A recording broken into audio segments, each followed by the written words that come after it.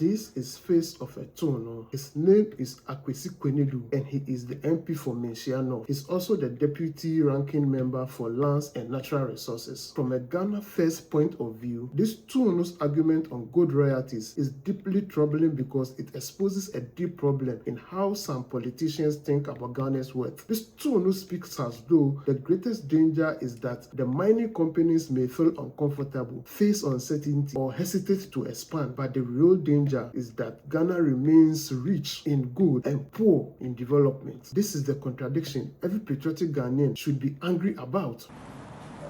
My position, or our position, has been that this is a hasty policy decision. Very hasty. It's just about 2 months and 20 days that this policy was drafted and brought and is matured. We are just boxing every single mineral or company into just one mathematical arrangement. So I don't see the role of the minister again in even supervising the ministry that he has. Why do you go into an agreement that already boxes you into a certain confinement? Just as Ahmed was saying, what is going to happen currently is that you are going to have all of these mining companies kicking back.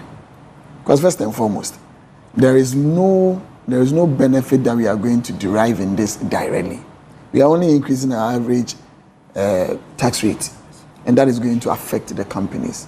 They are not going to expand. They are not going to. But my problem is that every single agreement or concession or contract must be negotiated on its own merit and strength. Because all of these companies, just as we talk about 21 of them, are different. The mining, the geography of all the mining that they are going to do are also different. So why must you just set yourself up right away in trying to say that this is all that I'm going to do? And secondly, Evans, if you look at the proposals that the minister is also trying to give to compensate for this that he's done, is that he's proposing to reduce the GSL by 2%. It tells you he was in a haste and actually did not think through this policy as going to affect the mining companies and therefore want to compensate them some way. All of these arrangements came about with the discussion of the lithium agreement. When it was blocked in 2024, reintroduced in 2025, wanting to find an excuse of blocking it in 2024, as there was an illegality in the sense of the agreement, the proposals, and the negotiations that was done by the SWAL administration, where we got 10% for that. The company was willing to rectify under 268 of our constitution. No problem. So you come in, now you draw gold in to justify your claim, because gold now have seen an upsurge in the prices, over 5,000. So now all the calculations that we are doing, they are looking at gold that they are using. So what if the prices of gold drop? My brother is saying about 24 to 36 months, you are not going to see a drop in price. You cannot be sure about that. But if it drops, sliding scale means we get less. So that is the unpredictability nature of this. Even as a country, we must be able to predict the average revenue that we are going to get. The companies that are also mining must be able to predict their expenditures. This complexity of this scale, how are you going to manage it? How is the accountability going to be like? Now you are asking, what are they going to do from tomorrow? Now from tomorrow, it must kick in.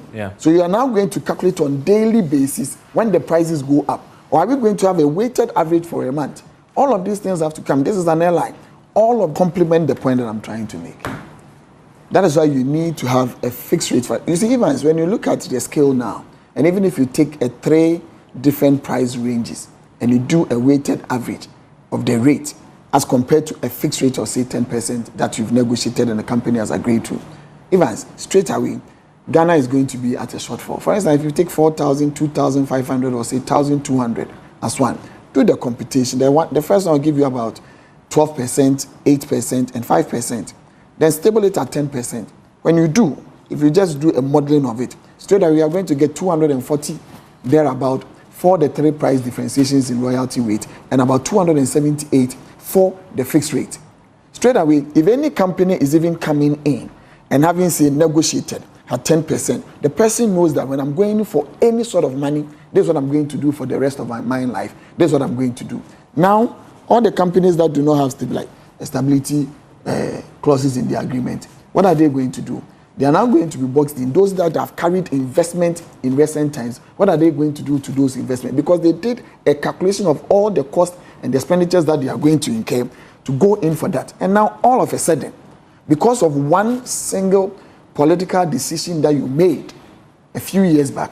You've thrown the whole policy arrangement and governing scope of our minerals in this country, royalty, off gear. Keeping them honest. The law that has changed is what we are discussing today. That's the sliding scale. Yeah, but this is what you asked for. No, we did not ask for a sliding scale. You said you wanted more.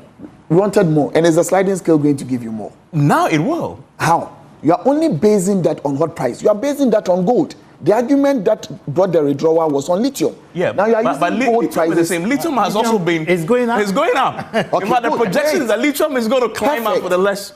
Perfect. But the argument that was made for the reduction of the lithium royalties was that the company said the prices were going down, and we told them prices of minerals and metals on the world market goes up and down. Negotiate a fixed price, stable for the industry, not to be using that it's gone down, so we are withdrawing, we are bringing it back, and the company has asked us that we reduce the royalty rate. No, but by that. For far too long, this country has been trained to think like a tenant in its own house, always worried about how investors will feel, whilst the real owners of the house, the Ghanaian people, keep receiving crumbs from their own natural inheritance. Gold is not owned by foreign investors. Gold is not owned by political parties. Gold belongs to Ghanaians. So when gold prices rises, why should the nation remain trapped in an arrangement that allows private companies to enjoy windfall gains, whilst the people who own their resources continue to struggle with poor roads, weak hospitals, funded schools, and unemployment? That is the first hole in this Tunoo's argument. He framed higher royalties as a burden on companies, but says far less about the burden ordinary Ghanaians have carried for decades, whilst multinational mining firms continue to make enormous profit from Ghana's soil. This Tunoo also claimed that every agreement must be negotiated on its own merit, strength, and circumstances. That sounds intelligent on the surface, but in practice, it can become a recipe for endless discretion, selective bargaining, and weak protection of the national interest. This is exactly why many African states have historically been weakened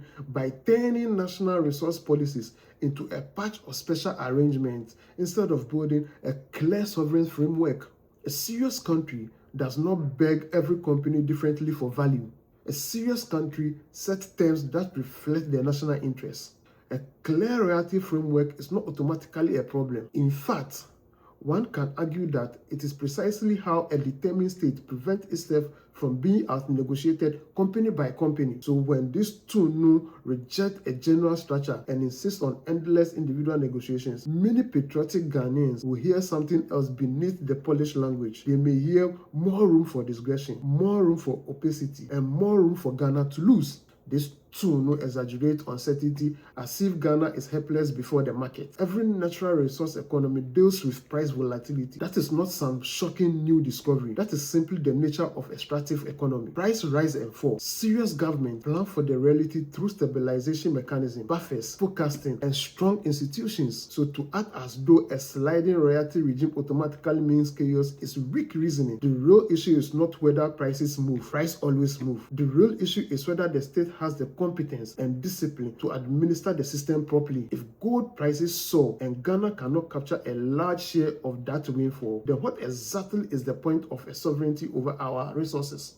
A royalty regime that responds to price increase is not irrational on its face. It is a way of saying that when Ghana's gold becomes more valuable, Ghana itself must not remain stuck on yesterday's shares. This Tunoo's argument seems to treat investors' comfort and expansion as more sacred than national revenue justice. But what exactly has this old logic of investor protection really delivered Ghana? Have mining communities become shining examples of prosperity? Has the country captured enough value from its mineral wealth to transform local development, schools, clinics, roads, and jobs? Too often, the answer is no. So when a politician sounds more worried about whether companies will expand than whether Ghana is finally getting a fairer share of its own gold wealth, people are justified in asking whether his political instinct is truly lie. Serious investors operate all over the world under changing taxes, royalties, and fiscal rules. They factor risk into their calculations. So the idea that Ghana must always move softly, slowly, and timidly for fear of upsetting capital capital is the language of a weak state mentality. A patriotic politics must begin from a different principle. Investors are welcome. Ghana is not for charity extraction. They may profit, yes, but Ghana must profit as well. This Tunoo's position feels politically revealing. The broader tradition that this Tunoo represents has long been vulnerable to the accusation that it is more comfortable with elite economic interests than with the radical national ownership of Ghana's destiny. That is why many people still politically contrast that tradition with Nkrumah's idea of bold state-led national purpose. Whether one agrees fully with Nkrumah or not, the emotional force of that contrast remains powerful. One side is remembered for talking about sovereignty in material terms, whilst the other is often accused of caution, elite bargaining, and excessive accommodation of entrenched interests. So when this Tunoo argues this way on gold royalties, many Ghanaians will not hear a patriot defending prudence. They would hear a politician defending the old order, a system in which Ghana negotiates softly whilst companies extract boldly. So the real issue is not whether this Tunoo sound polished, technical, or measured. The real issue is what this Tunoo's argument prioritize. And what it prioritizes is very clear: investor comfort, negotiated flexibility, and suspicion of a stronger state claim over mineral value. A patriotic Ghanaian has every right to reject that mindset and say plainly that the age of soft stewardship over hard national assets must end. Ghana cannot continue to own the gold and watch others define its value. Ghana must think like the owner and act like the owner and takes its fair share like the owner. So this Tunoo must come again. Like I always end, unlike the stomach, the brain will not alert you when it is empty.